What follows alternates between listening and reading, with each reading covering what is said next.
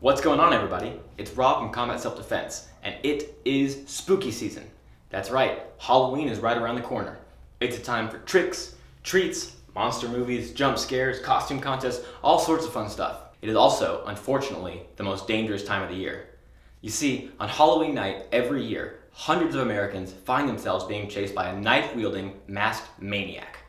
Me being a martial arts instructor, I felt it was my responsibility to make a video where I could show you how to protect yourselves from these would-be assassins.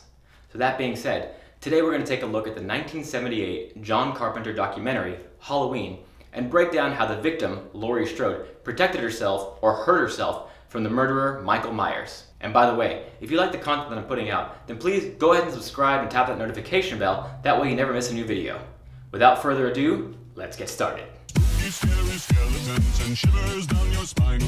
Shrieking skulls will shock your soul, seal your doom tonight. Okay, I could give you a lot of background on this movie, but the fact of the matter is Halloween is the quintessential slasher film. Laurie Strode is a 16-year-old babysitter, Michael Myers is an escaped mental patient, he wants to kill her, bing bang boom, we got a movie. So let's jump on right to the end where these two finally come face to face.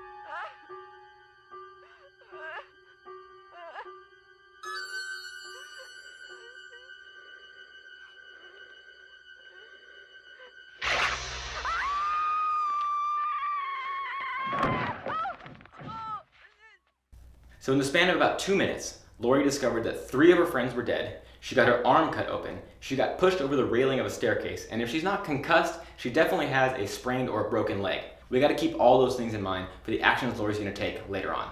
But for now, let's keep watching.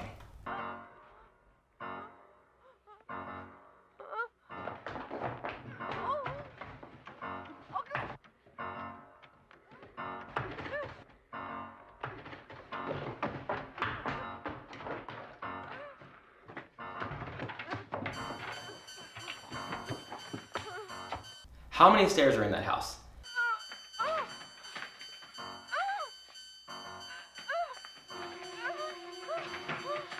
Okay, so we can see that Michael's put a rake under the door handle of the back door so that Laurie can't escape. But for my money, she's spending way too much time fumbling with a lock that's obviously not going to open. Especially when you consider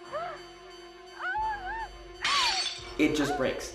She just taps the glass and it breaks open. She's not even bleeding, like her hand is fine.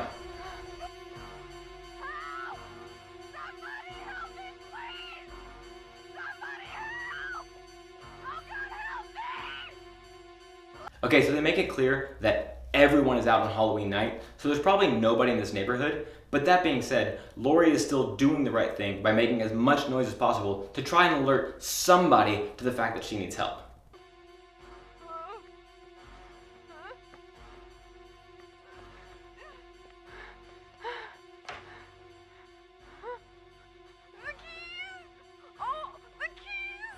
Okay, this is a good moment to talk about.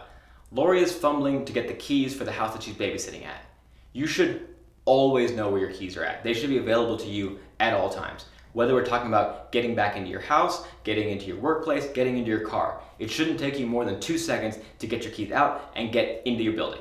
That requires you to know exactly where everything is on your person. But like I said earlier, Laurie isn't in a regular frame of mind right now. She just saw 3 dead bodies and got thrown over a railing. So she can be forgiven for not knowing where her keys are. However, we should be practicing keeping our keys in a certain pocket all the time, keeping our phone in a certain pocket all the time. That way we never have to think about where a thing is. You just reach your hand in, pull it out, put it in the lock, and you're done.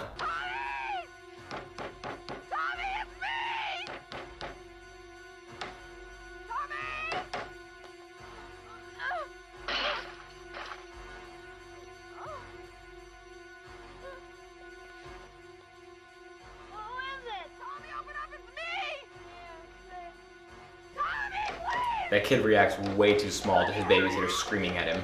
Also, can I just say how bad it is that Lori left the kid she was babysitting, got herself tracked down by a serial killer, and then brought that killer back to the kid's house?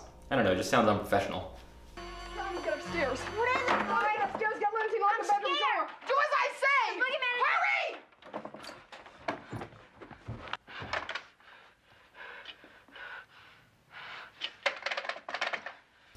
Okay, so Lori makes it back into the Doyle house, locks the doors, which is good, but then for some reason turns off the lights? Michael's not the most intelligent guy ever, but he's not a Tyrannosaurus Rex. He recognizes that there are still people inside that house. So turning off the lights does nothing except limit the ability that she has to see where Michael is. And the good news is, we now live in a society where wired telephones aren't really a thing, so cutting the line doesn't really exist anymore. So we got that going for us. Oh no. Oh. Oh.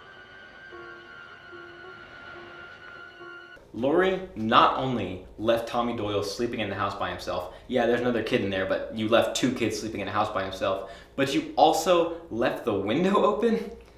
Even without a serial killer on the loose, that's dangerous. I don't care what decade you live in. So I don't like what Lori's doing here. She's putting herself in the center of the room where Michael can sneak up on her from any angle. However, Please stop. Please.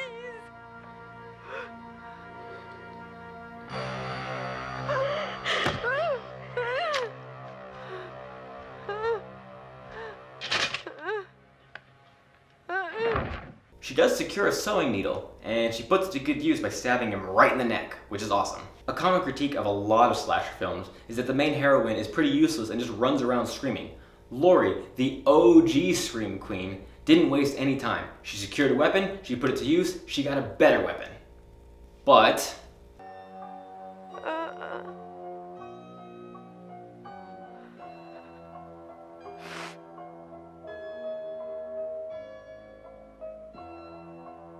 just because he's laying still doesn't mean he's dead. And it definitely doesn't mean you drop the knife on the ground. Babies. I'm gonna take a little walk. What is the boogeyman? I'm scared. There's nothing to be scared of. Are you sure? How? I killed him. You can't kill the boogeyman. Get in there, come on, Tommy. Now lock the door.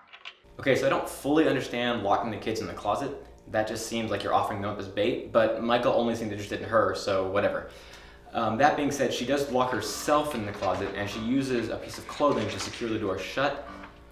I feel like Michael's more likely to recognize that there's somebody in the closet if he has trouble opening the door, as opposed to just opening it and not immediately seeing somebody in there. I don't know, it's tough to say, but I just feel like that was a wasted movement.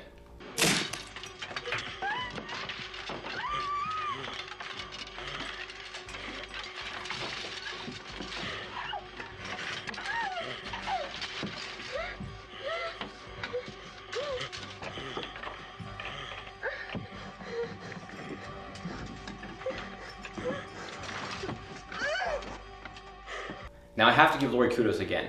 That coat hanger trick is really nifty and was really quick thinking on the spot. However, like I tell my students in class, poking someone in the eyes isn't as easy as you think. The eyes are much smaller than the rest of the face, and we naturally want to protect ourselves from getting something in our eye.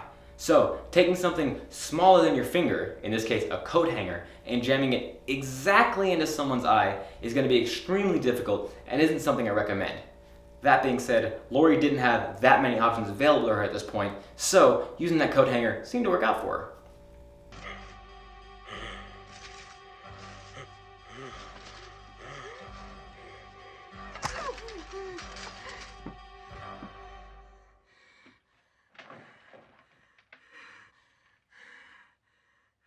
Lori has now stabbed Michael 3 times.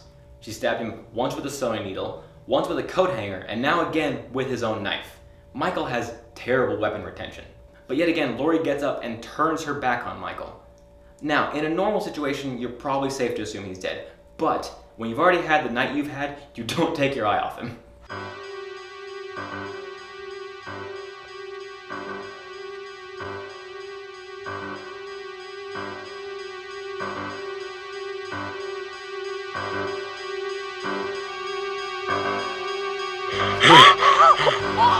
Okay, so there's one more scene I want to take a look at, and it's this scene that I think is probably the most important moment in the entire film in regards to self-defense, and it's right here.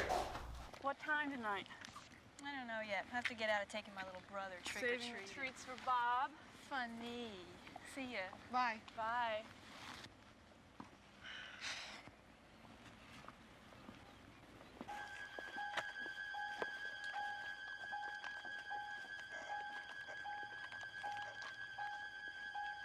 Only look Look where? behind the bush. I don't see The anything. guy who drove by so fast, that one you yelled at. Oh, subtle, isn't he?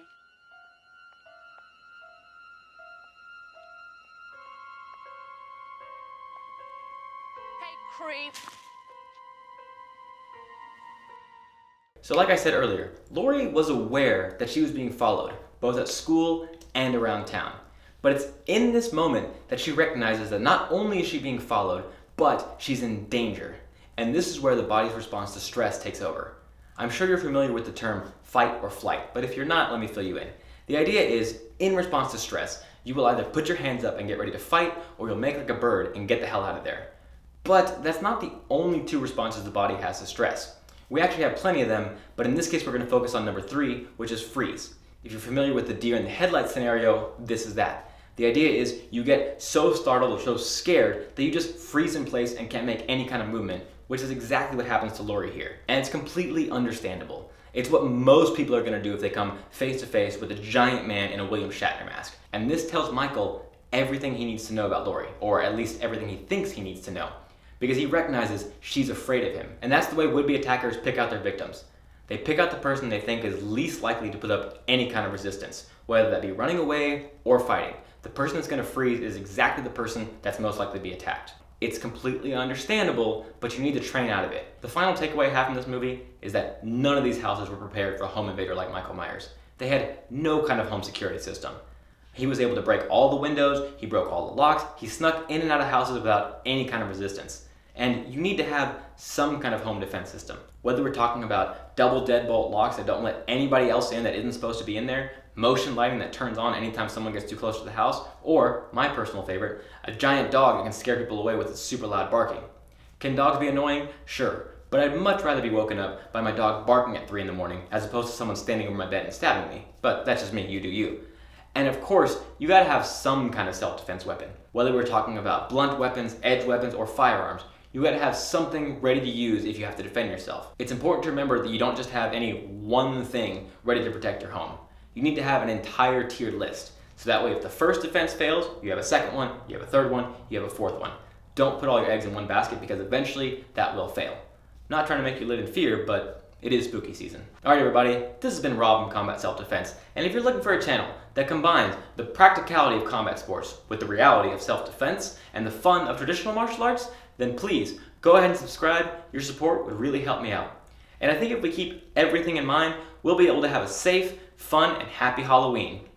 And, you know, honestly, I think I could have beaten up Michael Myers. He didn't seem that scary.